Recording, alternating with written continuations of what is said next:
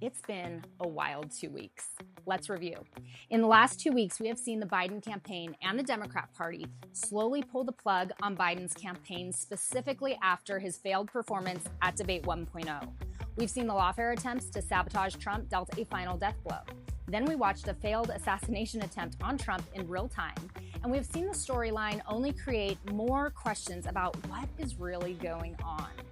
Then we saw a historic speech by Donald J. Trump to close out one of the most energetic national conventions in recorded history last night. Now, within hours of Trump's concluding speech, a global cyber blackout hit. The cybersecurity platform CrowdStrike went offline globally, leading to the biggest IT outage ever, according to experts. Key U.S. airlines like American, Delta, and United halted all flight operations. Major banks, media, they were affected. Rail services were disrupted in parts of the US and the UK. Payment systems were impacted in different parts of the world, including in Australia and the UK. There was significant disruption to some Microsoft services. You probably all have seen those blue screens. 911 services were disrupted in several US states, including Alaska, Arizona, Indiana, Minnesota, New Hampshire, and Ohio. Services at the London Stock Exchange were disrupted.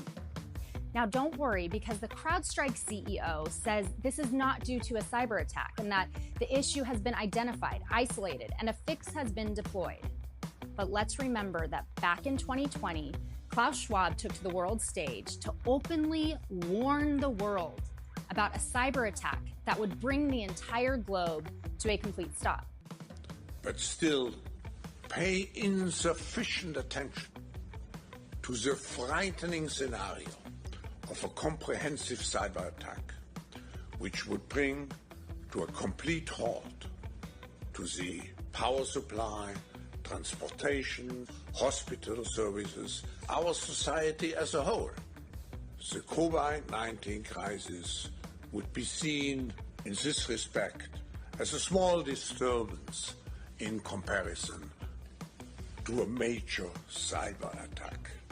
COVID-19 would be seen as a small disturbance compared to a major cyber attack. So when we take a step back and we look at the last 2 weeks specifically, it's okay to say out loud that the timing is suspect and it feels like a test or a warning.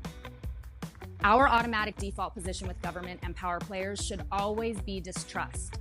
And with that distrust, we should make every step possible to have our house in order with our eyes and our Bibles wide open.